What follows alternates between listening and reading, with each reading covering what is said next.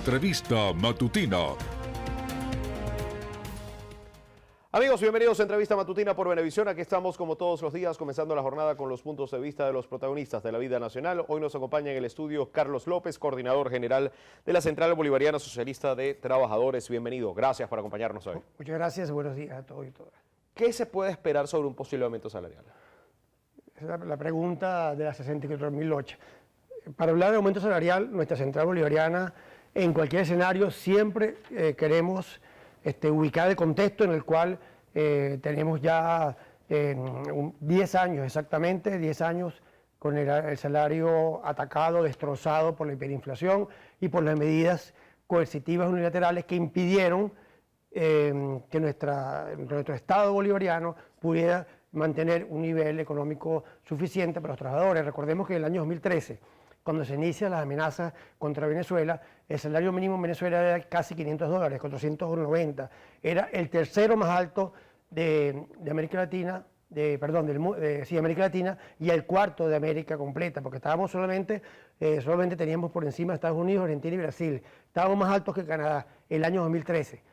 Viene toda la agresión económica y está pasando lo que estamos viendo, que el salario quedó pulverizado y la dificultad para poder resolver el tema de los ingresos llevó a que la Revolución Bolivariana implementara medidas de compensación económica, que no es salario, pero que permite en situación de guerra ir más o menos resolviendo el tema. Por ejemplo, hace 4 días se comenzó a pagar el subsidio de guerra a todos los trabajadores de equivalente a $45 al nivel actual, lo cual pone al sector público, que era uno de los más fuertemente golpeados, lo pone en un ingreso al de más bajo nivel, entre 60 y 70 dólares mensuales, como ingreso económico total, el ingreso de guerra más el salario actual de las tablas más bajas, y desde luego eso sigue subiendo.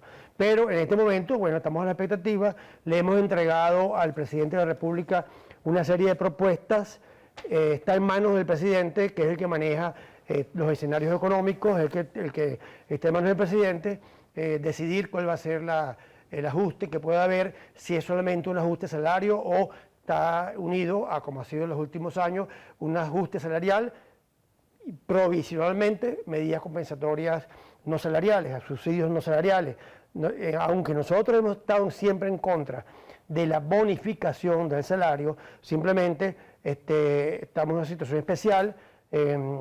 Entendemos que en algún momento, como pasó el 15 de marzo de 2022, todo lo que era bonificación especial pasa a ser salario y permitió tener un salario fuerte en marzo del año pasado, que fue golpeado por una feroz inflación que ya sabemos que no se justificaba, que tenía evidentes intenciones políticas y nos lleva a la situación que estamos ahorita. ¿Hay alguna forma de proteger el salario de la inflación pensando en un escenario similar al que usted acaba de comentar que sucedió el año pasado? Sí, bueno, ahorita tenemos ya casi 2 meses con uno de los principales factores inflacionarios, que es el dólar especulativo, más o menos congelado en torno a 24,5, 25 bolívares por dólar.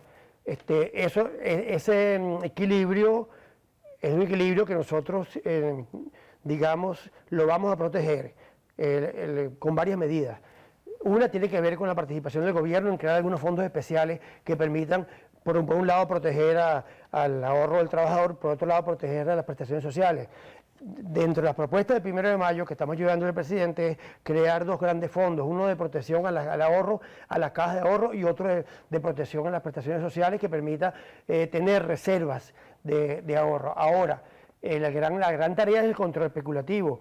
El control especulativo es tarea del Estado venezolano. Si logramos mantener la paridad bolívar-dólar como está en este momento, obviamente nuestra clase trabajadora y todo el pueblo bolivariano, todo el pueblo venezolano tiene que hacer un gran esfuerzo en supervisar los precios. O sea, no es que vamos nosotros a asumir una posición de gendarme, pero sí llevar un análisis de cómo se están moviendo los precios, porque no se justificaría bajo ningún aspecto que si el dólar está especulativo, está medianamente controlado, se mantenga la espiral de precios que afecta a los trabajadores y trabajadoras. Entonces, por nuestro lado, la Central Bolivariana va a hacer un esfuerzo grande en desplegarnos, en supervisar y en montar salas situacionales de precios para dar información al día al gobierno bolivariano sobre cómo se está comportando eso. ¿De dónde puede tomar el Estado los recursos para gestionar, para poder dar un aumento salarial? Fíjate, ahí hemos hecho un análisis bastante,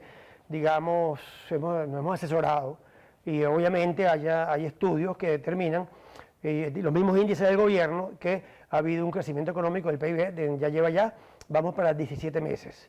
En mayo cumplimos 17 meses de recuperación del crecimiento económico. Ese crecimiento económico no se expresa en el salario, sobre todo el sector público, no se expresa en la justa distribución de riqueza que debe haber, según la Constitución bolivariana, en el sector público. Uno de los planteamientos que le estamos haciendo al presidente de la República y que sería extensivo a la Asamblea Nacional en este 1 de mayo es que se indique claramente de que el crecimiento del PIB ha generado un crecimiento de las ganancias de los grandes capitales, sean nacionales o transnacionales, en Venezuela, porque no hay otra. Hay una circulación de dólares que obviamente viene de otros lados. Según algunos asesores de nosotros, fuera del país, hay productos de más de 20 años o 30 años de rentismo petrolero, hay cerca de 300 mil millones de dólares que sacó la burguesía criolla del país.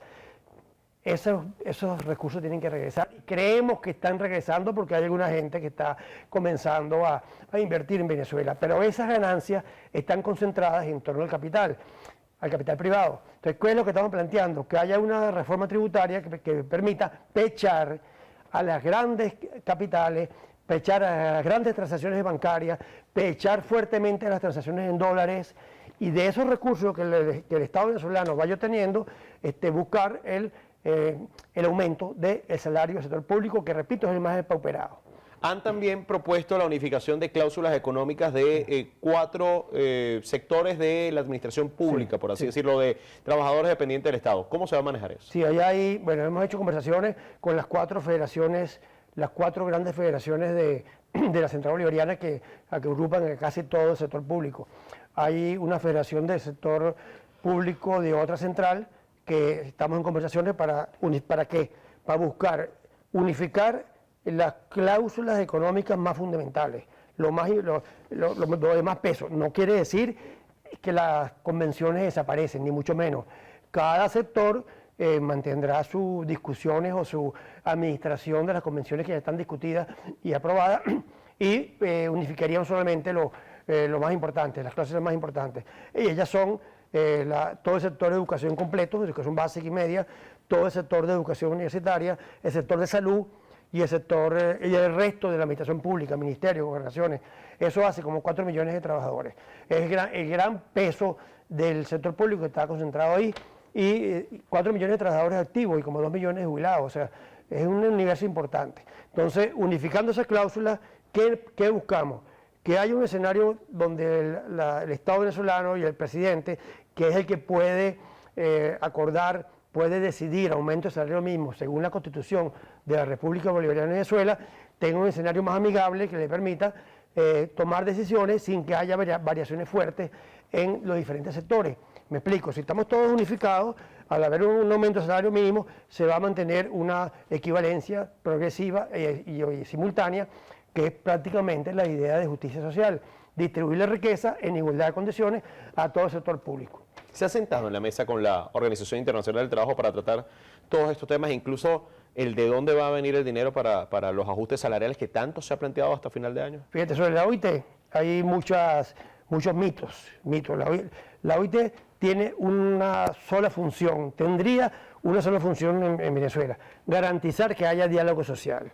Eso es todo. La OIT no tiene por qué proponer ni meterse en cuestiones internas de la Revolución Bolivariana, porque si no, obviamente el presidente de la República y la Revolución como tal no lo aceptaría, no es su tarea, no es esa. La OIT montó una mesa de diálogo, un foro de diálogo, mejor dicho. El gobierno bolivariano montó un foro de diálogo el año pasado y que se ha venido reuniendo con diferentes sectores.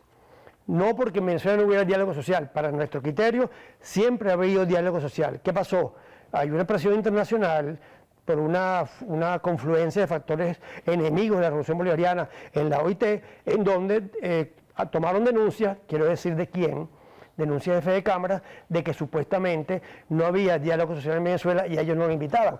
Nosotros hemos sido muy duros criticando a Fede Cámaras.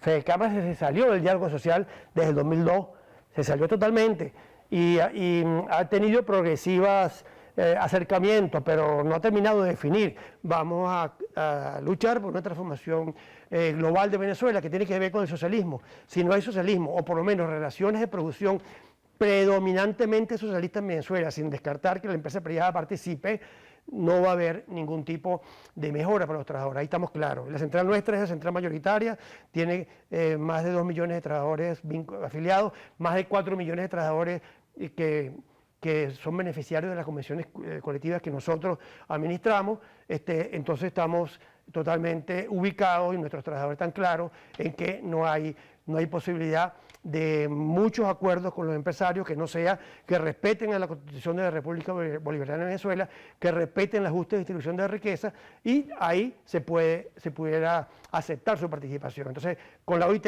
para terminar este tema de la OIT, su papel en Venezuela es exclusivamente de intermediario para que haya diálogo social.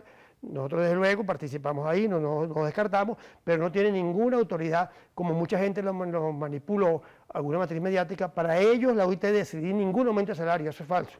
No es cierto que la OIT decide aumento de salario en Venezuela, lo decide el presidente en base a las recomendaciones o propuestas que le damos los factores sociales. Muchísimas gracias por acompañarnos hoy. Gracias a ti. Estuvo con nosotros Carlos López, coordinador general de la Central Bolivariana Socialista de Trabajadores, en entrevista matutina por Venevisión. Amigos, gracias por acompañarnos. Continúen con más de nuestras mañanas informativas. Ya viene Noticiero Venevisión en vivo. Fuerte abrazo para todos. Entrevista matutina